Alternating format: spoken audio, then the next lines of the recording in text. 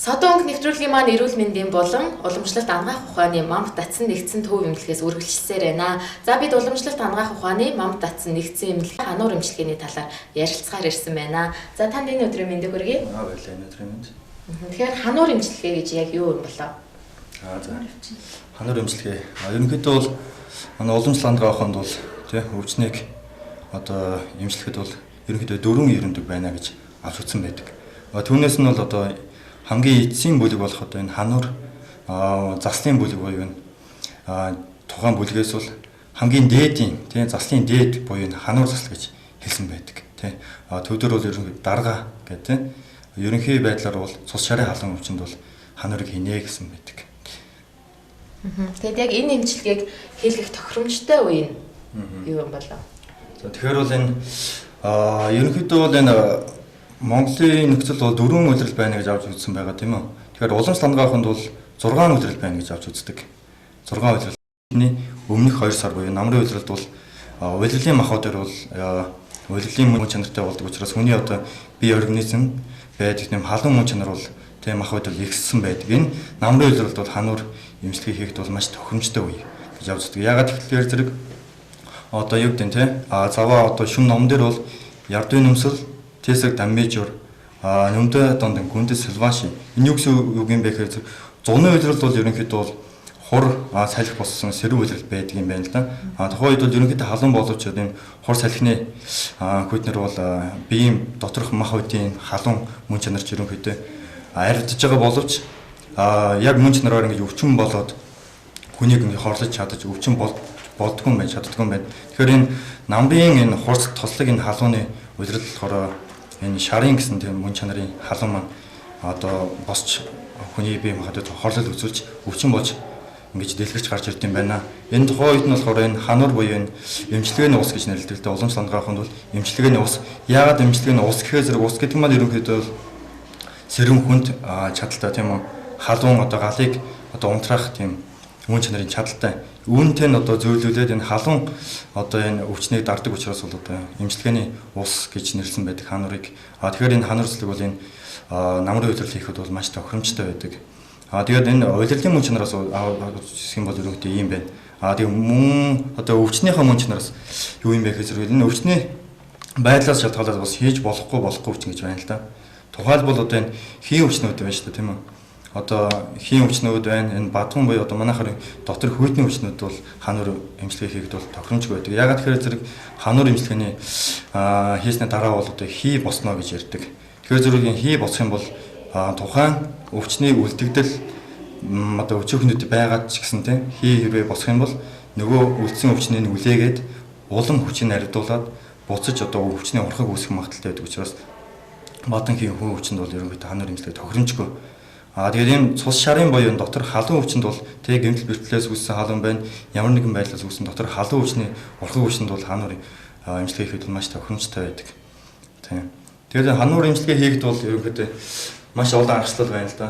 Гадуур эмнэлгүүдийг ер нь хараад хад бол хануур эмчилгээ сайн гэдэг тий. Ард иргэд ч гэсэн өөрсдөө ямар мэдээлэлгүй улмаас бол энэ тэнд очиж их олон уламжлалын эмнэлгүүдээр очиж хануур хийлгдэг. Хануур эмчилгээ хийлгэх нь бол маш сайн гэд сонсчихсон. Тэрнийхээ дагуу очиж хийлгээд байдаг. Тэгэхээр бол энэ бол бас нэг талаараа өрөөсгөл ойлголт л да. Яг тэгэхээр зэрэг энэ хануур эмчилгээ хийгээд бол маш онлын тий өргөн хүрээнд авч үзсэн. Нарийн их онлын дагуу их хийгддэг эмчилгээ л да. Ер нь бол ирсэн хүний бол эхлээд онцлон тийм үү. Оншилж гоод үнэхээр халуун өвчин байна уу? Халуун өвчин хүйтэнтэй авсарсан байна уу? Хийтэй авсарсан байна уу? Шар устай авсарсан байна уу? Тэ? Хуучирсан байна уу? Болонгарсан байна уу? Хоосорсон байна уу? Энэ бүх одоо өвсний одоо явц шимшиндэг бүх зүйлээс нь хамааруулж хануур эмчилгээг хийх үү хийхгүй юу? Мөн ч ажиллаад хийвэл хизээ хийх үү тэ? Хийхдээ ямар бэлтгэлийг энэ өвчтөнийхөө хангаж хануур эмчилгээ хийх вэ гэдэг зүйлийг бол эмч өөрөө төлөвлөж ингэж хийж байдаг ёстой. Тэрнээс бол одоо юу гэдэг тэ? Одоо миний толгой өвддөг дотор халуунтай гэсэн очиод хануур хийлгэчихээ танд бол хануур өвчин хануур эмчилгээ зохих юм байна гэсэн төдийгөр бол хийгдэж болохгүй.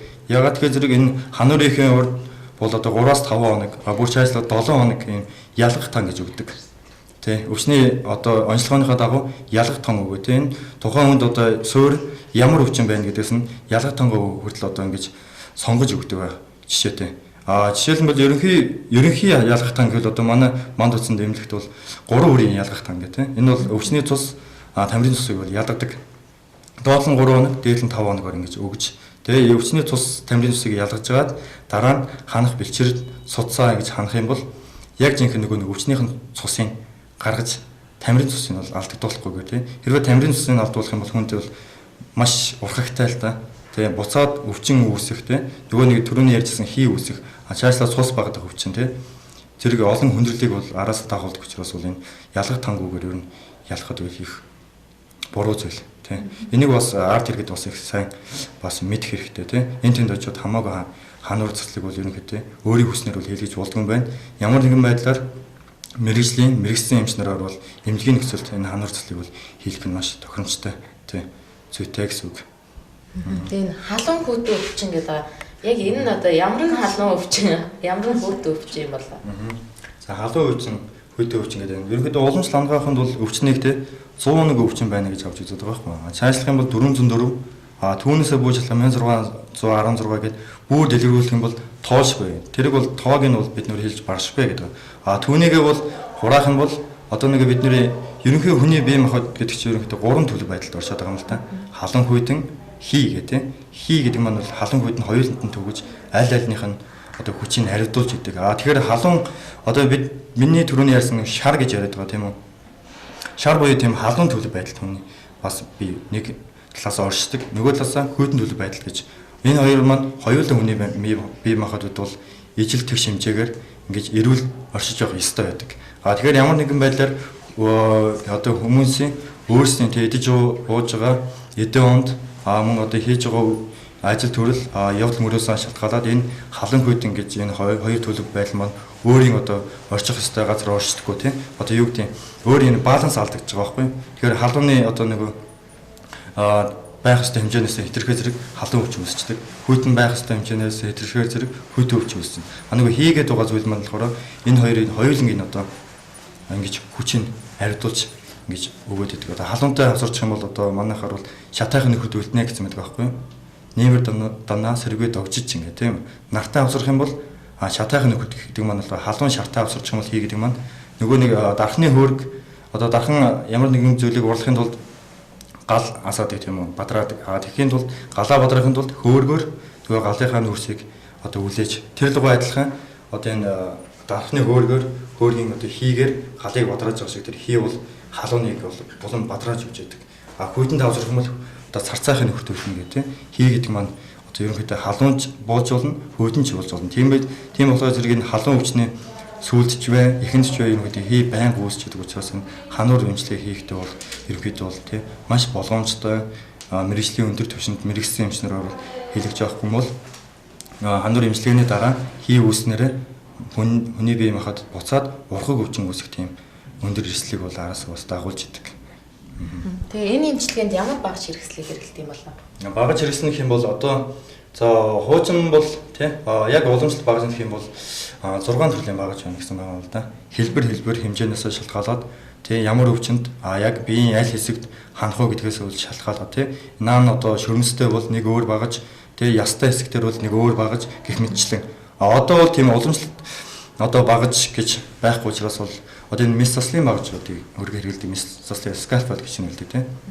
Жижиг хотгонуудыг номероор бэждэг. Эднэрээс бол эмч бол өөрөө аль судсыг ханах байгаагаа одоо зориулаад тийм тохируулж одоо ингэж авч хэрэгэлдэг байгаа. Тэгээ одоо өвчнээ одоо бас ханах одоо судсууд нь бас өөр байл та. Ерөнхийдөө бол энэ хануурын судс бол уламжлалт авахын тулд 77 хануурын судас байна гэж авч үзсэн байдаг. 77 ширхэг 77 судсыг бол бид нэр ханж болно гэсэн үг байхгүй юу. Тэгэхээр зэрэг ерөнхийдөө яг ямар судсыг ханаад ирнэ гэхээр хураагуур вены судсыг бол хандаг. Вены судсан дээр. Тэгэхээр зэрэг одоо толгойн хэсэгт ханах юм бол толгойн хэсэгт бол ерөнхийдөө шууд хэлэхэд бол 20 судас байдаг. Хануурын 20 судас. Дээд мөч буюу гар тий гар хэсэгт бол 18 судас байна гэж хэлээд өгсөн байдаг. Доод мөч буюу одоо хөл тий хөлний хэсэгт болохоор 9 судас байна. Их биеийн одоо энэ завсар хэсэгт нь бол 3 судас байна гэх тий. Үүнээс бол одоо хосоор бол байгаа судсууд байгаа шүү дээ. Эднэрийг нийлүүлэхээр бол нийт бол 77 одоо хануур ханж болох судас байна гэж хүний биед авч үзсэн. Энэ ханах судас болгоно л өөр өөрийн одоо тус эрдэнтэй гэх юм одоо тий. Өөр өөрийн өвчний одоо тус эрдэмтэд ямар судсанд, ямар өвчнөд ямар судас хандах вэ гэдэг нь хүртэл маш нарийн гарч ирдэг.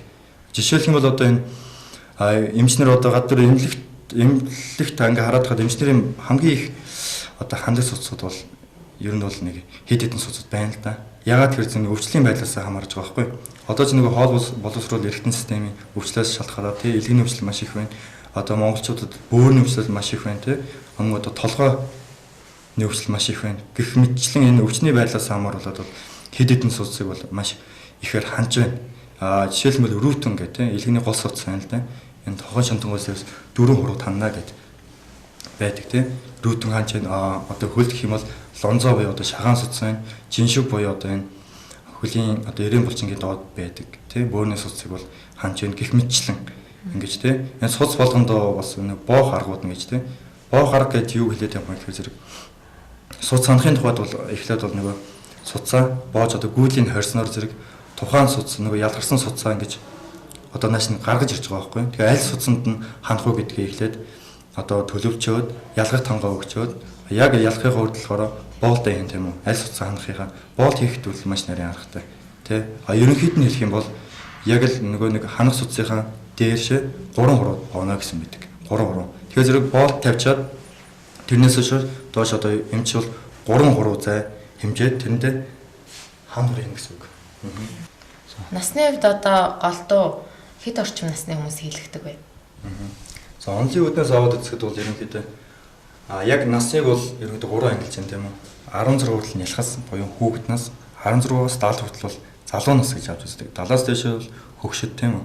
Тэгэхээр зэрэг 16 хүртэл ерөнхийдөө хануур заслыг бол тэр болгон хийгээд байх тохиромжгүй. Яг тэгэхээр зэрэг нэг хүний бие махбод маань өөрөө төлжиж амжаагүй нэг тамир маань төлжиж амжаагүй учраас энд бол хануур заслыг бол тэр болгон хийдэггүй. Гэтэл бол өвчний байдлаас нь шалтгаалаад мэдээж хэрэг хийх нь бол зүйтэй. 16-аас 70-ийн хооронд бол эдгээр залуу нас гэдэг учраас энэ үед бол энэ хануур заслыг хийх маш тохиромжтой. Яг тэгэхээр эдгээр залуу нас өөрөө гэдэг маань өөрийн биеийн мөн чанар нь ч гэсэн шарын халууны мөн чанартай. Тэгээ маш эрч хүчтэй тийм шарын халууны мөн чанартай байдаг учраас энэ насны үед бол ерөнхийдөө хануур эмчилгээ хийхэд маш тохиромжтой үе. Тэгээ мөн одоо ингээд манай эмнэлэг дээрээс бол ингээд хараад хаад одоо ихэвчлэн л ер нь бол тий 40 гарцсан 40 гараад 50 гарсан улс бол их хануур эмчилгээнд их хийлгэж байна л да. Яагаад гэж юм гэхээр голсны эрэгтэйчүүд шиг ер нь хараад хаад бол яаж юм гэхээр энэ нөгөө өөрийн өвчлөөс шалтгаалаад одоо нөгөө даралт ихсэлт гэж яриад байдаг шүү дээ хүмүүс тийм. Энэ нөгөө хийн даралт ихсэлт, хий цусны даралт ихсэлт. Энэ мас бол бөөрийн гаралтай даралт ихсэлт бол маш өндөр болсон байна. Одоо залуу хөнгөлтгүй тийм 20 гарсан хүмүүс, 30 гарсан хүмүүс ч гэсэн даралт ихсэлт ингээ хүрээд иддэг. Тэгэхээр энэ тохиолдолд бол манайх бол хануур эмчилгээг бол маш өргөн хийж байгаа. Яг тэгэхээр энэ угаасаа бөөрийн хүчний тохиолдолд бол тийм дан ялангуяа доод мөчтийн тийм хөлний судсыг хангах маш тохиромжтой. Энэ хануур хийсний дараа бол үр дүн маш өндөр гардаг. Тухайн одоо бөөрийн өвчлөлийг ингээд хануур эмчилгээгээр дагснаас үүдэлтэй нөгөө үүсэдсэн даралт хэсэл маань аяндаа тогтворжоод даралт гэдэг өвчин маань ерөнхийдөө бол тэгээ тогтворжоод ингээд эмчлэгдэж байгаа. Хануур эмчилгээг хийлгэснээр одоо ямар өвчнөөс урьдчилан сэргийлж болох вэ? Тэр бол хануур гэдэг маань бид түрүүсэн тийм ерөнхийдөө дотороор халуун өвчнийг айлгана гэхээр зөв ерөнхийдөө л шууд хэлэхэд бол нөгөө нэг ялгах тангаараа ялгаад ханж яа гэдэг маань хүний биед хоримтлагдсан муу цус тийм муу цус гэдэг маань өвчнөд цус байгаа байхгүй. Тэрийг нь гаргацнаа гэдэг чинь явж савгараад нөгөө нэг бид нэр хэлээд байдаг хорт хадраас урьдчилан сэргийлж чадна гэсэн үг тийм. Хорт хадар гэдэг маань бидний хэлдгээр бол нөгөө нэг эсийн зогсолтгүй төлжилт гэдэг яриад байгаа шүү дээ. Тэгэхээр манайхаар бол ерөнхийдөө хорт хадар гэдэг чинь нөгөө нэг цус цугласан цус тийм гэж хурмал гэж яриад байгаа байхгүй. Бадган бор гэж манайхаар хэлдэг тийм. Тэр цугласан цус маань хаан тогтно аль эргэтэнд тийм нөгөө тэр өвчтөе цус маань урхаг үлднө тэр эргэтэндээ бол хавтрыг бол үүсгэж яах гэж авч үздэг л тийм. Тэгэхээр зэрэг энэ цус муу цусыг ингэ гадагшлуулснаар бол эцсийн дүндээ хорт хавтраас бол урьдчилан сэргийлж чадна гэсэн үг тийм. Содон нэвтрүүлгийн эрүүл мэндийн дугаарт маань уламжлалт ангаах ухааны Мамт Дацын нэгдсэн төв эмнэлгийн их эмч Отгонбаатар оролцлоо. За та бүхэн маань бас хэрэгтэй мэдээллийг авсан бах. Ингээд танд ажлын өндөр амжилт хүсье. За баярлалаа.